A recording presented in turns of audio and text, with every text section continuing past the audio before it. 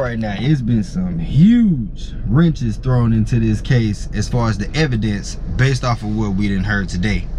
All right, now AD, aka Adrian Davis, has been brought to the stand by the defense of Melly to testify his point of view of what happened leaving the studio that night. Now remember, Fetty Fargo gave his testimony last week on the state's behalf of his point of view leaving the studio that night. Now AD was a passenger in the red Mitsubishi as well as Fetty Fargo.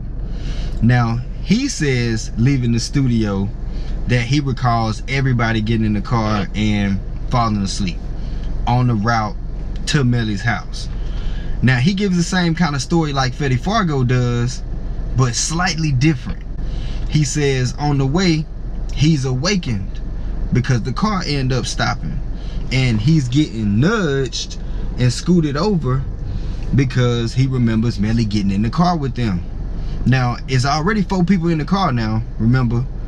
No, so I'm sure he had to be scooted over, or he had to scoot over a little bit to at least let Melly in the car, so it'd be 3 people sitting in the back seat on the road, or for 1 person to get in the hatch, or Melly getting in the hatch, right? And he also says that he remembered Melly getting in the car with t-shirt and shorts on, which is different from what he had on leaving the studio according to the footage that we seen. And he's also asked, does he remember seeing the Jeep pull off? Where did the Jeep go? And he says he just remembered the Jeep getting in front of them and just pulling off. Remember when we seen the footage of them pulling up to Melly's gate and the security guard letting them in, and they was asking Fetty Fargo, they was like, well, how did y'all get in the gate? Did you have a key? And you know, he was saying he don't remember, he was asleep. So obviously Melly was in the car when they pulled up to that gate. Fetty Fargo didn't state that, but he wasn't asked neither. So AD says, you know, they go into the gate, they get home, and Melly's room is downstairs, and the 4 of them, they go upstairs and they all crash and go to sleep. It's early in the morning, it's 4, 5 in the morning at this point. And he says that they all woken up from all the phone calls coming in, you know, letting them know what happened. But he says that Melly can't find his phone when all of this is going on. And he said, you know, when they went to sleep, it ain't like nobody really changed clothes. They just went to sleep and they was already dressed when they woke up. So they just woke up and went to Fredo Bang's house.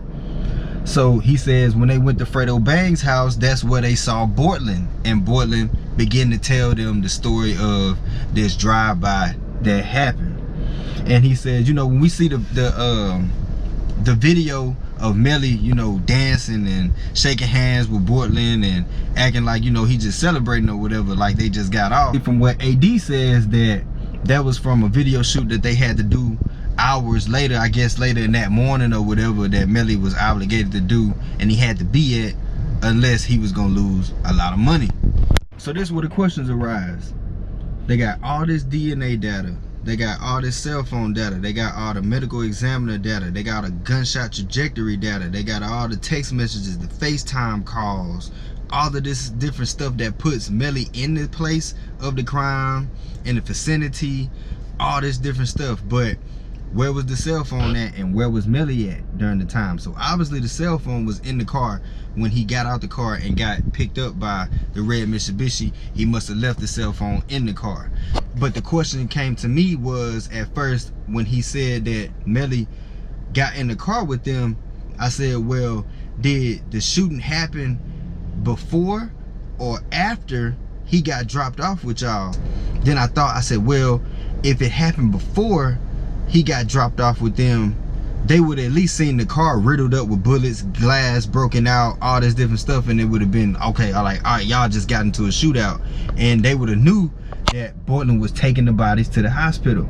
Or it happened after that Melly got dropped off with them, and Bortland went ahead and took them up there afterwards. Where did Bortland take them? Where did they go? What did they do at this time of the morning? Did they stop and smoke something? Did somebody else get in the car with them when they stopped and did something and got in the back seat and did all of this stuff? Or did Bortland get in the back seat with them and do all of this stuff? Like, what really happened after Melly was dropped off with the red Mitsubishi? Another thing, the satchel bags. Remember they was looking at the satchel bag Melly was carrying, walking out the studio? What was in the satchel bag? Was it clothes or was it the gun? Was it both? Because he obviously had to change clothes. What did he do with the clothes when he got into the car of the red Jeep? The clothes that he walked out of the studio with. Where was the satchel bags? Remember, neither one of the satchel bags was recovered with the car when the car was seized or anything like that. So where was the clothes? Did Melly bring change of clothes with him in the satchel bag? Was he pre-thinking ahead? What was it? It had to be something, and somebody had to do the murders of these guys. And I kind of believe that it was a drive-by up until this point, but I still say that it's gonna be more and more that pours out of this case of what really happened when Portland goes to trial. Whether Melly gets acquitted or not, it's gonna come out, and it's really gonna come out if Melly gets acquitted, because he gonna have to save himself at that point. Really, for real. Also, what really get me too, remember from the medical examiners, the autopsy, when they was talking about the bullet wounds that was inflicted on them, some of them was after they had already been dead already. They was post-mortem. So who did that? Did Portland do it? Did somebody else do it? Who did all the shots from the outside and all this stuff? The back glass, all of that. Who got into the back seat? That's why I say you gotta look at both sides of the story. You know, you can't just look at the state side and look at all this evidence that's pointing toward Melly doing it. And like I said in the comments, y'all was on my head talking about, oh, well, you don't know Melly like that. You don't know him to say that he ain't got it in him and he wouldn't do that and all this, and he done been to jail for this and that. I'm like, bro, listen, I still have reason of doubt, just like any other juror. The jurors don't know none of the people up there neither. Hell, the prosecutor, the lawyers, all of them don't personally know these folks like that. They looking at all the evidence just like me and you. And I still had reason of doubt. That's why I said that, because I still don't think that he did it. I still don't see it in him. I still don't see a reason. The motive doesn't make sense to me. That's why I said that. Man, y'all was all on my head about that. Now there's evidence that come out. What y'all got to say now? What y'all think happened after Portland dropped Melly off in the red Mitsubishi? Something had to go down. I don't think that it isn't possible that they didn't get in the drive-by. But like I say, who would be following you to know your whereabouts or what you'll be doing at 4 or something in the morning? But who knows? They could have been posting pictures on Facebook, Instagram, Snapchat. You know, a lot of guys, they go and, you know, they get the drop on a lot of people looking at their social media, looking at who you posting, what you posting, when you posting, so they can know where you at to go do certain things.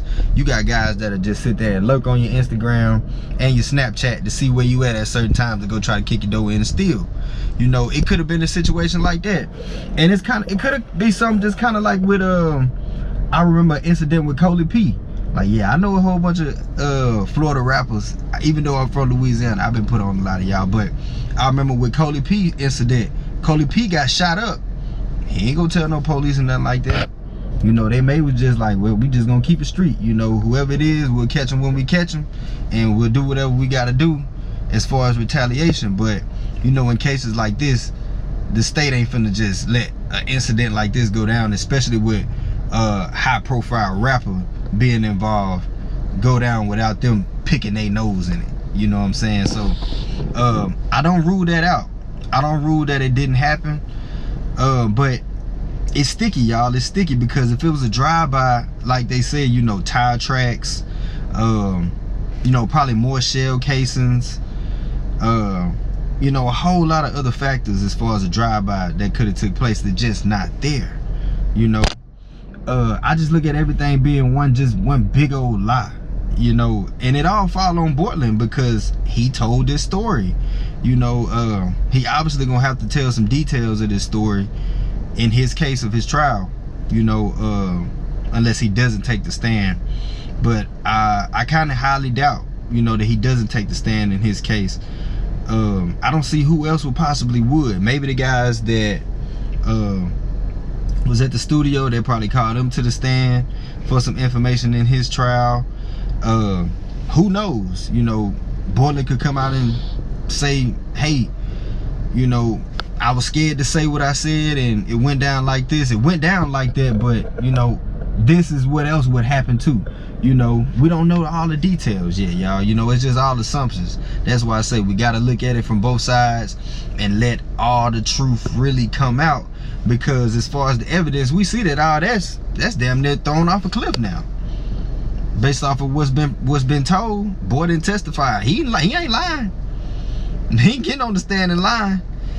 So we see Fargo was kind of choppy with his testimony, but he obviously didn't want to help out the state. So, you know, he was doing his boy a favor on that as well. So he wasn't snitching. He just said what he saw, which was lines up with what AD is saying. The stories are very similar. It's just a slightly different. But remember, Fetty said that he was asleep. Fargo must woke up and seen what he saw, and it is what it is, man. So it's very, very interesting. And as of right now, y'all, we don't really know what the hell happened. Y'all let me know in the comments, man, and make sure y'all like and subscribe. I'm gonna keep it coming. I'm gonna catch y'all on the next one.